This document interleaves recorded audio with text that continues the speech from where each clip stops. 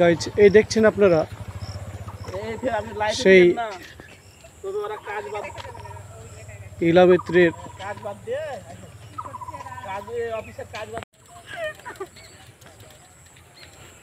Guys এটা হলো সেই তেভাগা আন্দোলনের ইলামিত্র সংগ্রহশালা, যেটা নিতান্ত সেই গ্রাম্য অঞ্চলে গ্রাম্য পরিবেশে খুব সুন্দর সুসজ্জিতভাবে তার এই নিদর্শনগুলোকে এখানে সজ্জিত করে রাখা হয়েছে।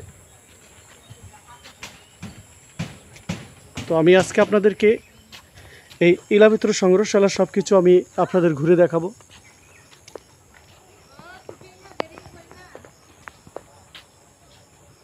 গাইজ এই দেখছেন আপনারা সেই তেভাগা আন্দোলনের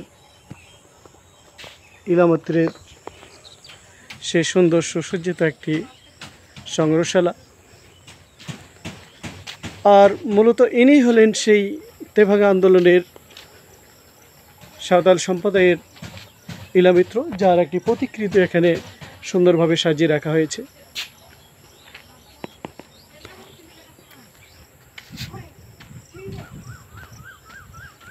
এই দেখতে পাচ্ছেন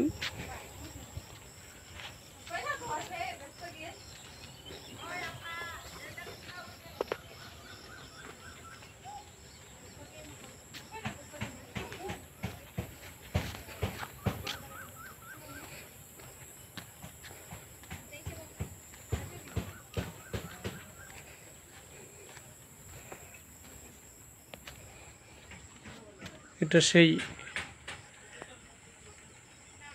ইলামিত্রের ব্যবহারের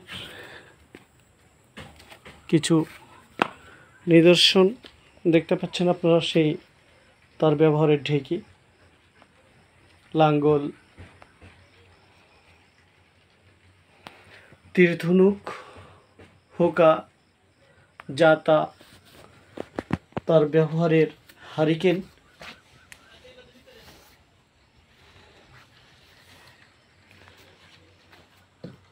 আর এখানে সম্ভবত কি আছে এটা আমার জানা নাই। তো যাই হোক, তার ব্যবহারের সেই সুন্দর জিনিসগুলো। গাইজ এই সুন্দর মাটি দিয়ে তৈরি দ্বিতল ভবনটি আপনারা দেখতে পাচ্ছেন। অনেক দর্শনার্থীরা এখানে আসছে দেখার জন্য।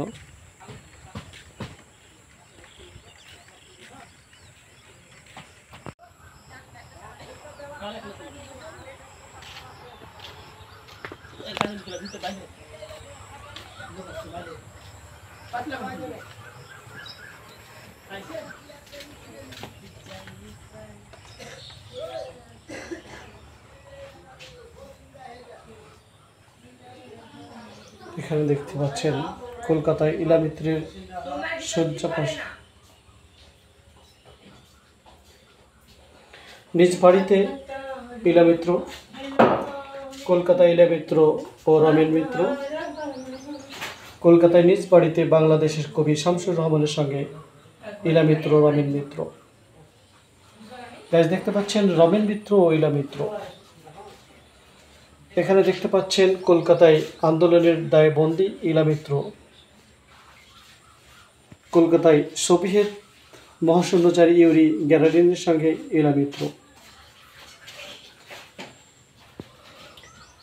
পার্ক সার্কাসের গাড়িতে নাতনির সঙ্গে ইলামিত্র। একমাত্র পত্র রিতেন মিত্রের সঙ্গে ইলামিত্র। গাইজ আপনারা আরও দেখতে পাচ্ছেন ইলামিত্রের একমাত্র পুত্র মোহন মিত্র ও পুত্রবধূ অধ্যাপিকা সুকন্যা মিত্র 102 ইলামিত্র প্রশংসা। কলকাতার বিধানসভা ভবন ইলামিত্র এই বিধানসভার 4 বার সদস্য নির্বাচিত হয়েছিলেন, দেখতে পাচ্ছেন যার চিত্র। গাইজ আমরা এই প্রথম কক্ষ, গাইজ আমরা দ্বিতীয় কক্ষে প্রবেশ করছি। এখানে আমরা সেই তেভাগা আন্দোলনের ইলামিত্র সেই বেশ কিছু নিদর্শন দেখতে পাচ্ছি, তার কিছু আলোকচিত্র এখানে। যে ইলামিত্রের তেভাগা আন্দোলনের কথা আপনাদের হয়তো অনেকেরই জানা।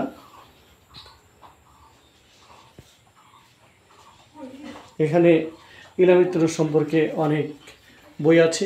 তার তেভাগ আন্দোলনের, বাংলাদেশ স্বাধীনতা যুদ্ধ, দলিলপত্র থেকে শুরু করে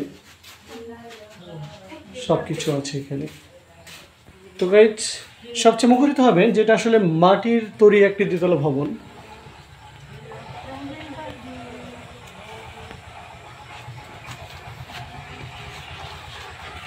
গাইজ, এখন আমি সেই মাটির তৈরি দ্বিতলা ভবনে দ্বিতীয় তলায় আমি উঠছি।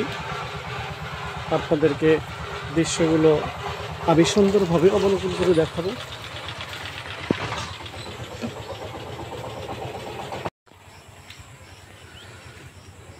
সো গাইজ, আমরা সেই মাটির তৈরি দ্বিতীয় তলায় দেখছেন, এখান থেকে মাটির সব সাইডেই কত সুন্দর পরিবেশ, সবুজের সমারোহ। এজন্য এক নিতান্ত অরণ্য গ্রামের পরিবেশ। সো গাইজ, এখানে আসলে আপনাদের মন প্রাণ সব জুড়িয়ে যাবে, গ্রামের শীতল পরিবেশ। সো আমরা আবারও মাটির দ্বিতীয় তলায়। গাইজ, আসলে আপনাদের কখনো সম্ভব হয়েছে কিনা যে মাটির 2 তলায় ওঠা? আজকে আমি মাটির দ্বিতীয় তলায় আছি। সো অনুভূতিটা অনেক ভালো লাগছে, যে আসলে যেটা বর্তমানে হারিয়ে যাচ্ছে। সো গাইজ, এই দৃশ্যগুলো দেখার জন্য আপনারা চলে আসবেন নাচল উপজেলার